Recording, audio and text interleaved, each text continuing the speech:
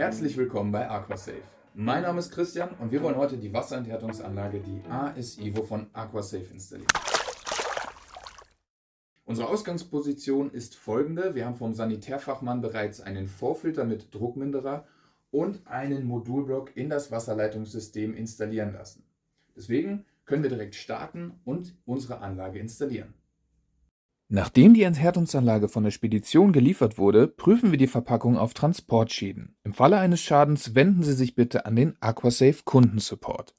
Im nächsten Schritt stellen wir die verpackte Anlage an den gewünschten Ort, wo die Anlage installiert werden soll. Dabei ist es wichtig, dass sie auf einem festen Untergrund steht und vor Feuchtigkeit geschützt ist, nah zur Wasserquelle und zum Abwasseranschluss positioniert wird und eine Steckdose in der Nähe ist. Siehe auch die Anforderungen in der Beschreibung. Mit einem Cuttermesser oder einer Schere durchtrennen wir vorsichtig die beiden Transportgurte und entsorgen diese. Anschließend kann der Karton und das umliegende Puffermaterial entfernt werden. Nun heben wir die Anlage von der Transportplatte. Auf der Rückseite der Anlage entfernen wir den transparenten Klebestreifen.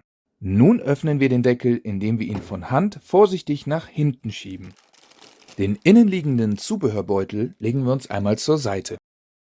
Der Deckel zum Salzbehälter ist durch 2 Klebestreifen fixiert, die wir jetzt entfernen.